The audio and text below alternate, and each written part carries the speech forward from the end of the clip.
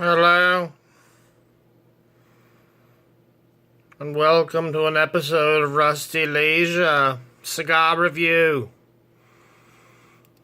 My father's cigars, first place, 2012. I practice dentistry in the nation, also veterinary arts, and medicine on those humans that will sit still for it. And your work cut out for you there. Traded for him with an Indian who said he came by him honestly. I gave up 2 dental mirrors and a bottle of expectorant. Do either of you need medical attention? No. Right. Fixing to get cold. Do you know of anywhere to take shelter?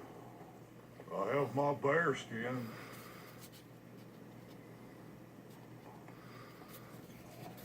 You might want to head over to the original Greaser Bob. He notched a dugout into a hollow along the Carolina River. If you ride the river, you won't fail to see it. Greaser Bob, the original Greaser Bob, is hunting north of the picket wire and would not be grudges. Much obliged. Now, I have taken his teeth. I will entertain an offer for the rest of you. A first place cigar, mates, given to it by Cigar Aficinadio in 2012 out of the top 25 cigars.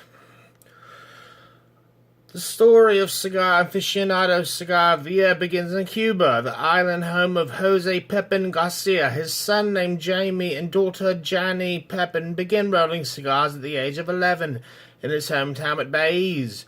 He rose to prominence in Cuba as a talented cigar maker, but yearned for freedom and opportunity.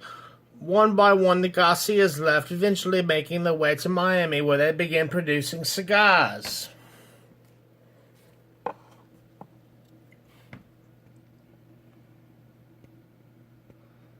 Their beginnings were humble.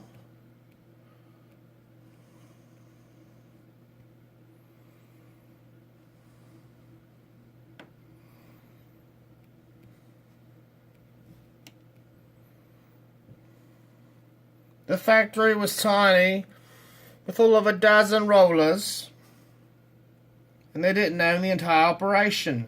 But they had their first taste of glory with the Tutange brand, which they made for Pete Johnson. It brought critical acclaim as well as increasing demand, which led to the family to venture out on its own, eventually constructing the massive and gorgeous My Father's S.A. factory in Antillas, Nicaragua. Today, Pepin forces his energies on growing tobacco in Nicaragua, trying various seed varieties. Jamie is the company's master blender.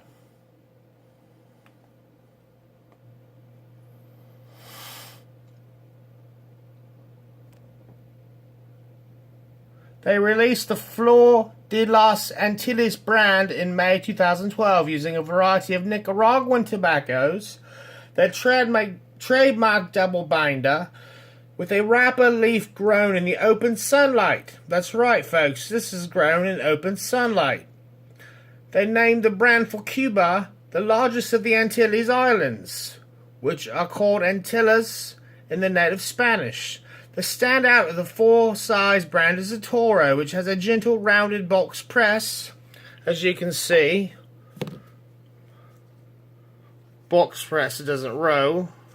You got to move it around, mates. More tobacco in my book.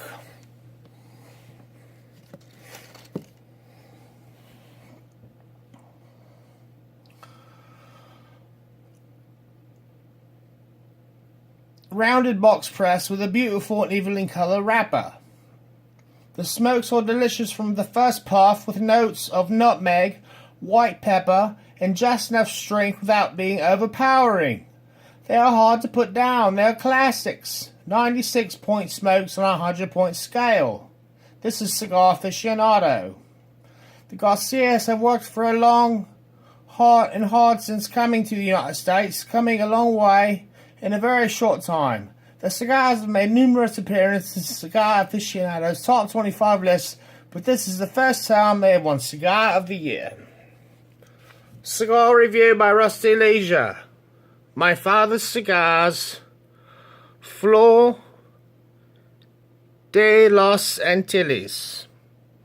And I'm about to try it with me new clipper, which I recommend you get one.